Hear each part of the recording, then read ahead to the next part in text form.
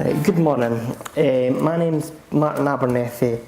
I'm here today to share my story by how by becoming involved with the correct organisation and receiving good support and the correct guidance, you can actually change someone's life. In 2005, I was involved in an accident. Unfortunately, I suffered a C6-7 spinal injury which left me paralysed from the chest down, but thankfully still use of my arms with limited hand support. I spent the next 9 months in rehabilitation in Glasgow's Queen Margaret Elizabeth National Spinal Unit, where I had to learn to adapt within myself to live with my new disability. After being released from the spinal centre, a package of care was set up to provide me with personal care. After the first few years of being released from the hospital, I would describe it as kind of like living in a bubble, because you're still getting used to your new things that you can do. For the first few years, everything was fine. I'd still be trying to do everything I could still do. After my accident, I'd go on nights out with friends. I'd still see my favourite bands. We even had a weekly poker night.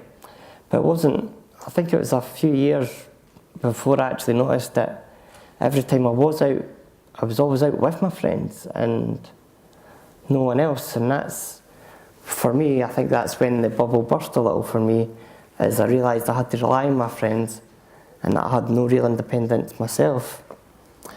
Then, unfortunately, on a regular dental appointment, my dentist unfortunately informed me that when I actually had my accident, I'd also injured my teeth at the back, and no one had noticed. So over time, and with the teeth deteriorating, the dentist unfortunately informed me that I would have to have all my teeth removed and I would have to start to wear dentures. This is fair to say has really affected my life. I became so self-conscious. I was still very young and I was still getting used to life with my disability. Wearing dentures was the last thing that I needed. To be honest, I think this is the darkest place I ever went to, and I probably was more than a little depressed. I started to stay in every day. I done nothing but watch TV. I started drinking from morning to night, and if I look back now, I probably was not far off from becoming an alcoholic. Now that I look back though, I think it's I was drinking to kind of numb my emotions or numb reality. I would never leave the house even when my friends and family invited me or encouraged me, as I was that self-conscious. I just didn't want anyone to see me. I would use false excuses and sometimes just blatantly lie to get out of anything. And I think the biggest example I can give of this is I actually missed my best friend's stag do and wedding day, just as I didn't want anyone to see how I was.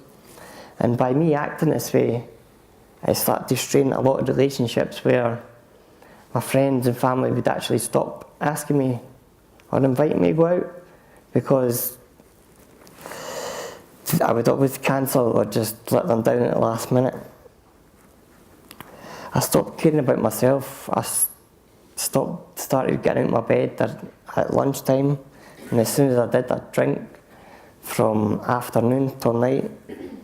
I would just sit and drink, isolating myself, and I'm not ashamed to say I was actually contemplating taking my own life. Because to me, I was just sitting there and that was my life now. I never knew life could be any different. Then it was one day out of the blue, I got a text from my sister telling me that she had booked me on a course the next day morning at 10:30. It was the Living and Work Choices course hosted by the Lothian Centre for Inclusive Living, which is LCiL, as you know. So there I was, 10:30 in a taxi, the earliest I'd been out of my bed, never mind left my house in many years. Never mind, this is the first time I was actually going to meet new people without wearing teeth, and all I can say is that I was more than nervous. But that changed. As soon as I arrived, the staff at LCI were so welcoming, along with the participants in the group, that I honestly felt like I'd been there a million times before. At first I was very quiet, but that didn't last very long. I learned about the social model of disability, and although it was how I'd seen it through my mind's eyes, suddenly it was clear to me, and this began to change my own perception towards myself. By being around other people with a vast array of conditions and different disabilities, and meeting people I could relate to, it's built up a greater understanding and acceptance of myself, which has led to my increased confidence, and life feels so much better now. Through LCiL, I took the opportunity to train as a peer support worker, and also gained a certificate in mental health first aid, which also gave me an understanding of myself and the ways I was feeling at that time. And I can actually see the man that took the course with me sitting in the crowd just now. And I also started to attend LCiL's monthly networking and peer support groups, where I got to meet lots more new people. So after this, I got paired up with my first peer support partner one-on-one, and after meeting him a few times, it might seem strange to say, but it was the best I'd ever felt in years, because it was the first time I actually was using my situation to give back in a positive way, and that was through the encouragement that I got from LCiL. So I decided to treat myself to a pair of dental implants because I felt I was worth it. And let me tell you something, that's not cheap. So 12 years after my accident, I wasn't scared to get out anymore, and I realised I was enjoying to meet other people again. So I decided it was time to take control of my life. So I attended an assertive communications course with LCiL, and that gave me the confidence to have to review my finances, to see if there was any other support out there that I could get to help me live my life more independently. Can you just give me that juice, please? Right. So it took a while, but eventually I got a review with Social Work and Independent Living Fund Scotland. And you might be surprised to hear that the Independent Living Fund money that I was getting was actually going towards my personal care, which it's not intended for. So after a successful review, my local authority took on all my personal care package needs, which freed up my ILF money for me which would provide me a way to choose my life, to live my life more independently. Before I came to LCiL, I never received any advice about managing my support. Nobody told me about flexibility. I didn't even know I could take on my own staff, to be fair. With support from Omar, an independent living officer at LCiL, and the payroll service, this has totally changed my life, and I now employ my own 2 PAs, one of which I've got here with me today. And I attend the gym weekly, so I can help build and maintain the strength and the muscles that I still do have. And I can go my own shopping, and I also do befriending once a week. I train through another charity called ECAS to do that. I can meet my friends on equal terms, and most importantly, I can attend my ongoing medical appointments without having to rope in my family to take me. Now I can see my family as being family, as I don't have to constantly keep asking of them. And in recent weeks, I've just begun to co-facilitate a PA employer peer support group at ICIL, and act as an external champion too. So now after 13 years I am considering getting back into work for the first time.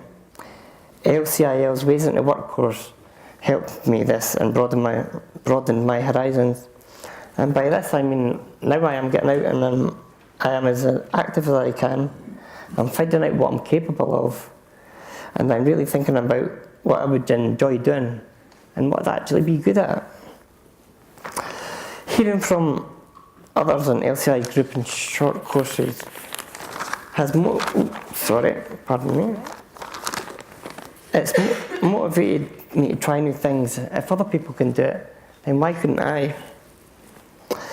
Being with other disabled people makes it easier for me to open up as well. Because if you're in a group, as soon as you start speaking, all you have to do is look up and you can see in someone else's eyes that they understand or they can relate to that problem in a small way. And believe me, you didn't get that kind of support anywhere else. Now, before I thought people only saw my chair, but that is, pardon me, sorry. People only saw my chair, but my perception of this has now changed.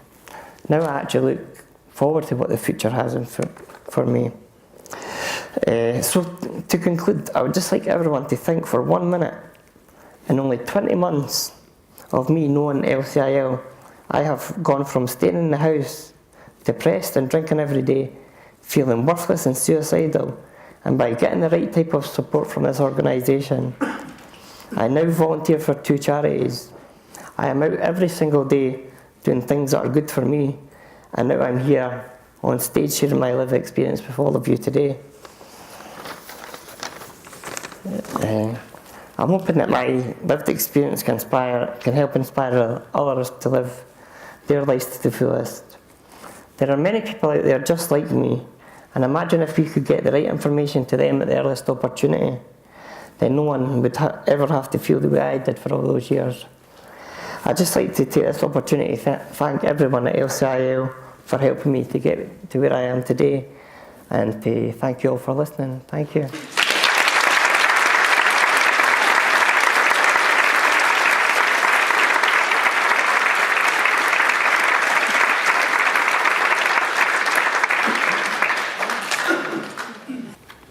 Thank you, Martin, for sharing your story with us today, but also for giving me permission to use your story, to use it to relate to your personal experience and how this personal experience is or relate to a system. I am Florence Garabedian. I am the chair of Self-Directed Support Scotland, and I am also chief executive of the Lothian Centre for Inclusive Living.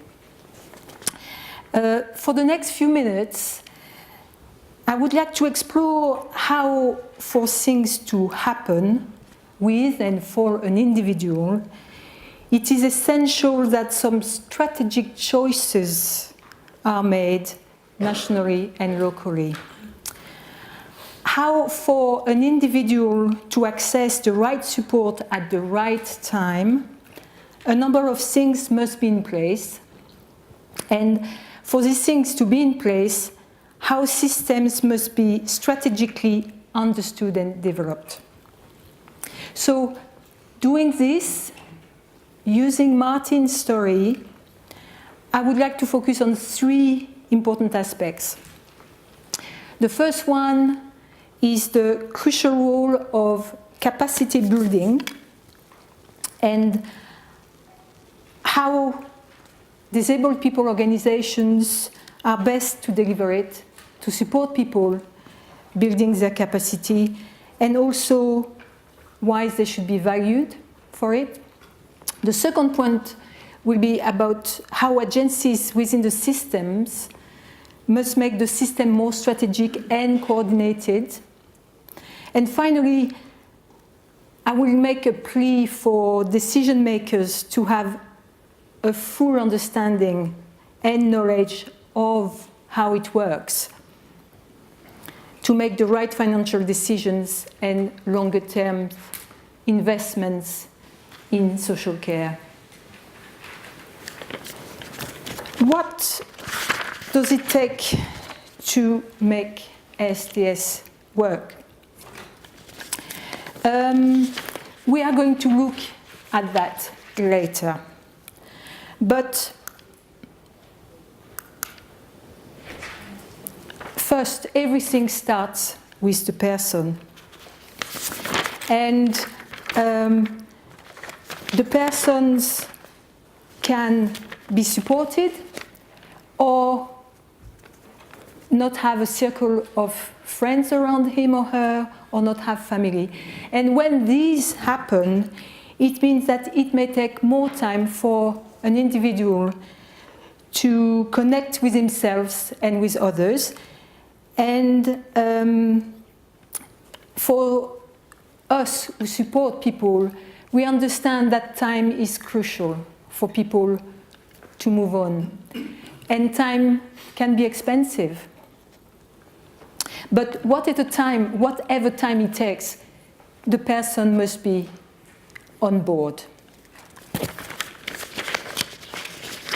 Having said this, we can't but ask, could Martin's pathway to independent living have been improved? How could a more strategic and integrated approach to health and social care have enabled Martin to move on more quickly? Martin could have less barriers in his life. We'll look into that soon. But first, I would like to point out something fundamental in Martin's story, which is that Martin's story radically changed direction when he was offered or pushed into the opportunity to connect with others, and when he was supported to reconnect with himself within a safe environment. Martin had access to a place to meet other people. He had good information about independent living.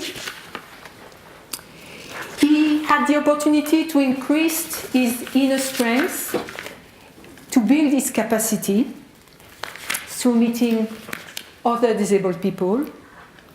And he also had an opportunity to volunteer in a safe environment.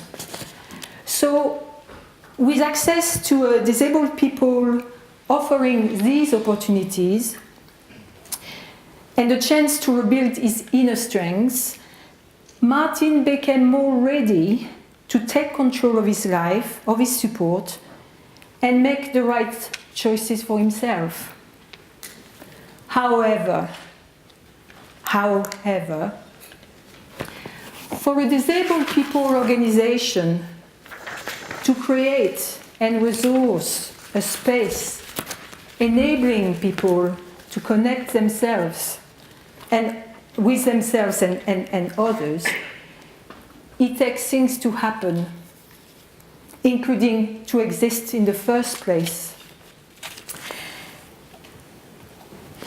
DPOs, disabled people organizations, have a crucial role in supporting people build their own capacity individually and collectively. But they also depend on the system understanding their role and scope. They depend on the system's willingness and ability to resource the support they provide. They must be valued for what they are and what they bring into the SDS experience. They must be, of course, funded, resourced to be able to deliver. They must be embedded in the local strategic plans, in the local coordinated activities that will help to deliver SDS. And they must be part of a very good communication system. Not only to be able to communicate with others, but also to make sure that agencies communicate well about them. So that's the first point. Capacity building and disabled people organization are an integral part of making SDS happen. The second point is that agencies involved in resources and enabling support and care, like in Martin's story, must create and operate in a strategic and integrated environment, so that the various elements of the systems are interconnected, and very importantly, they can enable the experience of an individual to be tailored to who he or she is. But again, for that to happen, a number of conditions must be met. Agencies must demonstrate leadership through people who understand and are committed to the benefits of self-directed support. They must have confident practitioners, workers, who in turn have the space to have a creative use of funding and are able to take long views. And also they must collaborate between agencies and with other organizations. In Martin's stories in particular, we saw, for example, how ILF Scotland, working with social work, enabled Martin to get a package of support more tailored to his needs and what he wanted to do with his life. And also, we know that there are the district nurses in the background who will also have a role in connecting to the whole life of Martin. So, big picture must support individual needs. Finally, I would like to make a plea for supportive procurement, and that connects with the crucial role of disabled people organizations and the need for strategic and coordinated approach from agencies. The process by which funding is allocated, investments are made, and subsequent contracts are signed must be more informed about the whole system that it is at the present. And it must be supportive and enabling rather than prescriptive and remote from the grounds, from the reality of things. I just ask you a question. In your area, are service commissioners, procurement officers, contract managers fully aware that of the things people benefit the most, those 4 elements are top of the list? The one-stop shop approach, the fact that people are able to go to one place to get their information, to make their decisions. The independent information that they rely on to make those decisions fully informed. The peer support, as we saw with Martin's story, access to other people sharing the same experience. And finally, do they know, those people making decisions, that by involving people with lived experience, they will have better policies, better decisions. I'll let you answer to that questions. So to conclude, I would like to make some remarks and ask a question. Sorry.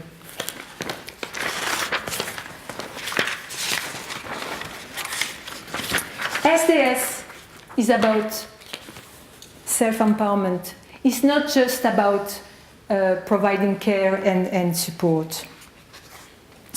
It is about supporting the person and the family circle if the person doesn't have capacity to self-empower, to connect or reconnect with their potential to live more independent lives.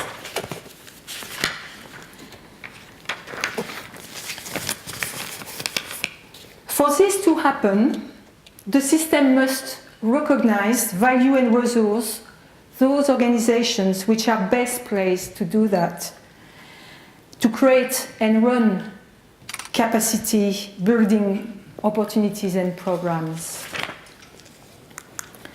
At present, capacity building is mostly funded by the Scottish Government programme supporting the right directions. It is not really part of the local authorities' commissioning and procuring plans, and that must be addressed. And the way to address this is for agencies to demonstrate leadership and vision in relation to what it takes to deliver SDS as a whole. And also, it's for agencies to collaborate and coordinate their plans, work strategically, nationally and locally, so that frontline people, frontline organizations have the means, the resources, the space to do what they do best. So that's the end of the presentation, but I would like you to take just a few seconds to reflect on what you heard and to ponder how would you relate this to your own role and practice. I mentioned systems a lot, but we are the ones who make the systems work or not. So, to you, what does it take to make SDS happen? What does it take you to make SDS happen? Thank you.